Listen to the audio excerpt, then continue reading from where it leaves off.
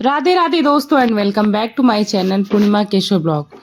पूर्णिमा तिथि का हिंदू धर्म में विशेष महत्व है। इसे धनदायक और संतानदायक व्रत माना जाता है। जो लोग पूरे विधि विधान से पूर्णिमा का व्रत करते हैं और पूर्णिमा के दिन चंद्रमा को अर्घ्य देते हैं, उन पर भगवान विष्णु और माता लक्ष्मी की विशेष कृपा होती है।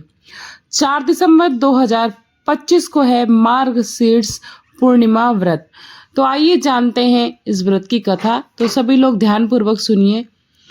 कथा के सुनने मात्र से हम सबका कल्याण जरूर होगा। द्वापर युग में एक समय की बात है कि यशोदा ने कृष्ण से कहा, हे कृष्ण, तुम सारे संसार के उत्पन्न करता, पोषण और संहार करता हो। आज कोई ऐसा व्रत मुझसे कहो जिससे करने से मृत्यु लोक में स्त्रियों को विधवा होने का भय ना रहे तथा यह सभी मनुष्यों की मनोकामनाओं को पूर्ण करने वाला व्रत हो।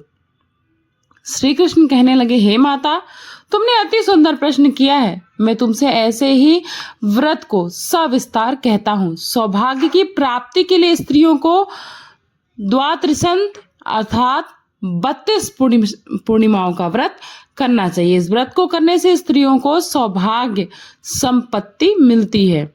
यह व्रत अचल सौभाग्य को देने वाला और भगवान शंकर के प्रति मनुष्य मात्र की भक्ति को बढ़ाने वाला है। कृष्ण सर्वप्रथम इस व्रत को मृत्युलोक में किसने किया था, यह जानने की इच्छा इन्होंने जाहिर की। इसके विषय में विस्तार पूर्वक मुझसे जरूर कहो। श्री कृष्ण जी कहने लगे कि इस भूमंडल पर एक अत्यंत प्रसिद्ध राजा चंद्रहास से पालित अनेक प्रकार के रत्नों से परिपूर्ण कातिका नाम की एक नगरी थी। वहां पर धनेश्वर नाम का एक ब्राह्मण रहता था और इसकी जो स्त्री थी अति सुशील और रूपवती थी। दोनों ही उस नगरी में बड़े प्रेम के साथ रहते थे। घर में धन धान्य आदि की कोई कमी थी ही नहीं। उनको एक बहुत बड़ा दुख था कि उनको कोई संतान नहीं थी, जिस वजह से वो बहुत दुखी रहते थे। एक बड़ा तपस्वी योगी उनके घर में आया। वह योगी बाकी सभी घरों में भिक्षा मांग कर भोजन किया करता था, लेकिन उस ब्राह्मण के घर भिक्षा नहीं मांगा करता था। एक दिन योगी गंगा किनारे भिक्षा मांगकर प्रेम पूर्वक खा रहा था कि धनेश्वर ने योगी को यह सब करते देख लिया। अपनी भिक्षा अनादर से दुखी होकर धनेश्वर योगी से बोले, आप सभी घरों में भिक्षा लेते हैं परंतु मेरे घर की भिक्षा कभी नहीं लेते महाराज, इसका क्या कारण है?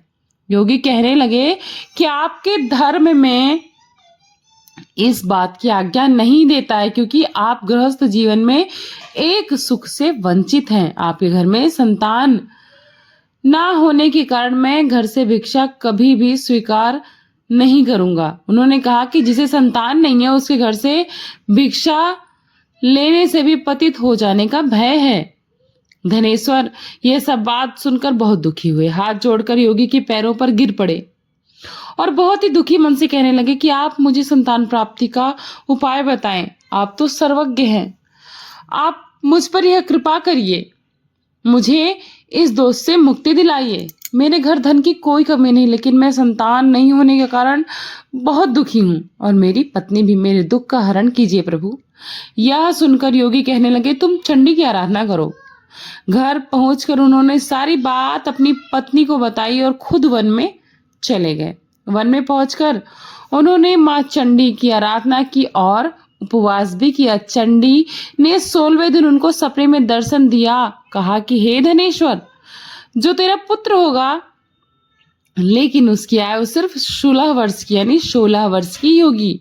16 वर्ष की आयु में उसकी मृत्यु हो जाएगी। अगर तुम दोनों स्त्री पुरुष 32 पूर्णिमाओं को व्रत करोगे तो वह दीर्घायु होगा।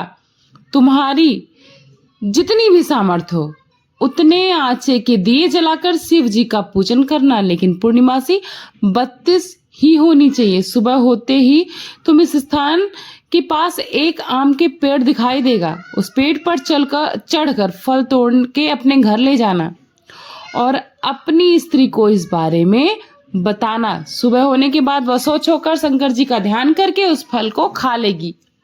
तब शंकर जी की कृपा से उसको गर्भ धारण होगा।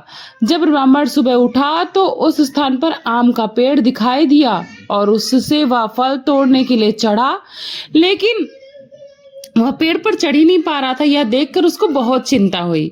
उसने भगवान गणेश जी की उपासना की और कहा, हे दयानिधे, अपने भक्तों के विघ्नों का नाश करके उनके मंगल कार्य को करने वाले, दुष्ट का नाश करने वाले, रिद्धि सिद्धि देने वाले, आप मुझे इतना बल दे कि मैं अपनी मनोकामनाओं को पूरा कर सकूं। इसके बाद वह पेड़ पर चढ़ गया और फल तोड़कर अपनी पत्नी के पास पहुंचा। उसकी पत्नी ने अपने पति के कहे अनुसार इस फल को खा लिया और वह गर्भवती हो गई। देवी की कृपा से उसे बहुत ही सुंदर पुत्र पैदा हुआ। उसका नाम उन्होंने देवीदास रखा। माता पिता के हर्ष और शोक के बाद वह बढ़ने लगा बालक दिन ब दिन। भगवान की कृपा से बालक बहुत ही खूबसूरत सा, बहुत ही सुंदर था, सुशील भी था और पढ़ाई लिखाई में भी बहुत निपुण था।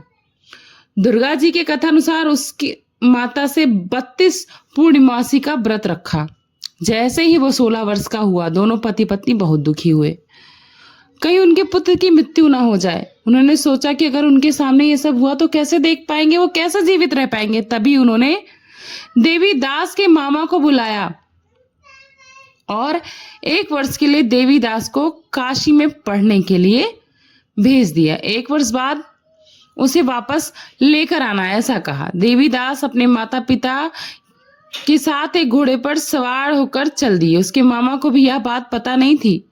दोनों पति पत्नी ने 32 पूर्णिमासी का व्रत पूरा किया। दूसरी तरफ मामा और भांजा जो चल दिए थे रात में गुजारने के लिए, एक रास्ते में एक गांव में रुक गए। उस दिन गांव में एक ब्राह्मण की कन्या का विवाह होने वाला था। जिस धर्मशाला में वर और बारात लोग रुके हुए थे, उसी धर्मशाला में देवीदास और उनके मामा भी ठहरे जाकर। अगर कन्या को तेल आदि चढ़ने के बाद लगन का समय आया तो उसकी तबीयत बहुत ही खराब हो गई। वर के पिता अपने परिवार वालों से विचार विमर्श करके बोले कि देवीदास मेरे पुत्र जैसा ही है, इसके साथ लगन करा देता हूँ, बाद में बाकी सारे काम मेरे बेटे के साथ पूरे हो जाएंगे। ऐसा कहने पर वर के पिता देवीदास को मांगने के लिए उसके मामा के पास गए और उनके मामा को सारी बातें बताई। मामा ने कहा कि कन्यादान में जो कुछ भी मिलेगा वे हमें दे दिया जाएगा। वर के पिता ने बात स्वीकार कर ली। इसके बाद देवीदास का विवाह कन्या के साथ संपन्न हो गया। इसके बाद वो अपनी पत्नी के साथ भोजन न कर सका और मन में विचार करने लगा कि यह किसकी पत्नी होगी। यह सोचकर उसकी आंखों में आंसू आ गए। तब वधू ने पूछा कि क्या बात है, आप उदास क्यों हो? तब उसने सारी बातें अपनी पत्नी को बताई।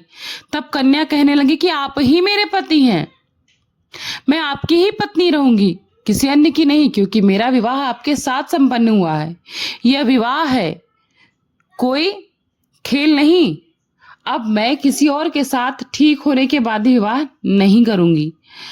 जिस रूप में आप मुझे स्वीकार किए हो, मैं भी आपके साथ हमेशा रहूंगी। तब देवीदास ने कहा, ऐसा मत करिए कि क्यों, मेरी आयु बहुत कम है, मेरे बाद आपका क्या होगा। लेकिन उसकी पत्नी नहीं मानी, बोला, स्वामी आप भोजन करिए।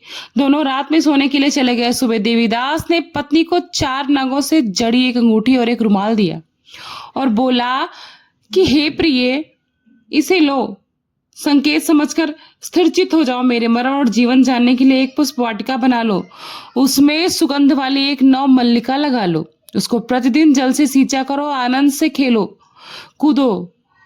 जिस दिन मेरा प्राणांत हो गया ना, उस दिन यह फूल सूख जाएंगे। जब यह फिर से हरे भरे हो जाएं तो जान लेना कि मैं जीवित हूं। यह समझाकर वहां से चले गए। इसके बाद जब वर और बाकी बारात मंडप में आए तो कन्या ने उन्हें देखकर कहा कि ये मेरा पति नहीं है, वो मेरे पति है, जिन्होंने मेरे रात में जिनके साथ मेरा विवाद हुआ था उनके साथ ही मेरा विवाह हुआ है। अगर यह वही है तो बताएं कि इन्होंने मुझे क्या दिया। कन्यादान के समय जो आभूषण मिले वो मुझे दिखाएं। कन्या की सारी बातें सुनकर वह कहने लगा कि यह सब मैं नहीं जानता। इसके बाद सारी बारात वहां से अपमानित होकर लौट गई। भगवान कृष्ण बोले, हे माता, इस प्रकार देवीदास काशी चला गया। जब कुछ समय बीत गया तो सर्प उसको डसने के लिए वहां पर आया, लेकिन वह उसको काट नहीं पाया क्योंकि उसकी माता ने 32 पूर्णिमा का व्रत कर लिया था। इसके बाद खुद काल पहुंचा भगवान की कृपा से। तभी माता पार्वती और गणेश भी आ गए। देवीदास को मूर्छित दशा में देखकर माता पार्वती ने भगवान शिव से प्रार्थना की कि महाराज, इस बालक की माता ने पहले ही 32 पूर्णिमा के व्रत कर लिए, आप इसको प्राण दान दें। भगवान शिव ने माता पार्वती के कहने पर उन्हें प्राण दे दिया। उधर उसकी पत्नी ने उसके काल की प्रतीक्षा कर रही थी। उसकी पत्नी ने जाकर देखा कि पुष्प और पत्र दोनों ही नहीं है, तो उसको बहुत आश्चर्य हुआ। जब उसने देखा कि पुष्प वाटिका फिर से हरी भरी हो गई, तो वह समझ गई कि उसका पति अब जीवित हो चुका है। इसके बाद ही प्रसन्न होकर अपने पिता से कहने लगे कि मेरे पति जीवित हैं, उनको ढूंढिए। जब वो 16 वर्ष का हो गया तो देवीदास ने भी अपने मामा के साथ काशी चल दिए। इधर उसकी पत्नी के परिवार वाले ढूंढने के लिए जा ही रहे थे कि उन्होंने देखा देवीदास और उसके मामा इधर ही आ रहे हैं। उनको देखकर उसके ससुर प्रसन्न हो गए और अपने घर ले गए। वहां सारा नगर इकट्ठा हो गया और कन्या ने भी उन्हें पहचान लिया। देवीदास ने इसके बाद अपनी पत्नी और मामा को लिया और वहां से चल दिया। उसके ससुर ने भी उसे बहुत धन दहेज दिया और बहुत सारे उपहार दिए। जब वो अपने घर की तरफ चल रहा था तो उसके माता पिता को लोगों ने खबर दी कि तुम्हारा पुत्र देवीदास और अपनी पत्नी के साथ और अपनी मामा के साथ आ रहा है। ऐसा समाचार सुनकर उन्हें पहले तो विश्वास ही नहीं हुआ। जब वो अपने घर की तरफ आता उनको देखा तो माता पिता के पैर छुए। माता पिता को समझ नहीं आ रहा था कि वो किस तरह से व्यवहार करे, वह जीवित है नहीं जीवित है। इसी असमंजस में तो उनकी दिन रात बीत रहे थे। देवीदास के माता पिता व्याकुल हो गए, भाव विभोर हो गए। उसका माथा चुमा और दोनों को अपने सीने से लगा लिया। दोनों के आने की खुशी में धनेश्वर ने बहुत सारे दान दक्षिणा दी ब्राह्मणों को। श्री कृष्ण जी कहने लगे, इस तरह धनेश्वर को 32 पूर्णिमाओं के व्रत के प्रभाव से संतान जो प्राप्त हुआ था वह दीर्घायु भी हुआ। जो स्त्रियां इस व्रत को करती हैं वह जन्म जन्मांतर तक वैधव्य का दुख नहीं भोगती और सदा सौभाग्यवती रहती है। मेरा वचन है, यह व्रत संतान देने वाला और सभी मनोकामनाओं को पूरे करने वाला होता है। तो इस व्रत को आप निराहार फलाहार दोनों प्रकार से कर सकते हैं। आप एक समय सात्विक भोजन भी करके इस व्रत को कर सकते हैं यदि आप बहुत ही असमर्थ हैं तो इस प्रकार आप सभी को मैंने एकादशी की बहुत ही महत्वपूर्ण कथा सुनाई और आशा करती हूँ ये कथा आप सभी को पसंद आई होगी और आपकी आस्था में भी वृद्धि हुई होगी। और इस वीडियो के माध्यम से चैनल पर नए जुड़े हैं तो चैनल को सब्सक्राइब कर लीजिएगा, वीडियो को लाइक करिएगा, फ्रेंड्स एंड फैमिली के साथ जरूर से जरूर शेयर करिएगा, क्योंकि भक्ति दान महादान होता है। बस इसी के साथ इस वीडियो को यहीं पर समाप्त करती हूँ। थैंक्स फॉर वॉचिंग पूर्णिमा के ब्लॉग। मिलती हूँ नई जानकारी के साथ नई वीडियो में। तब तक अपना खूब सारा ख्याल रखिएगा। नमस्ते, प्रणाम, bye bye, Radhe Radhe and जय श्री कृष्ण।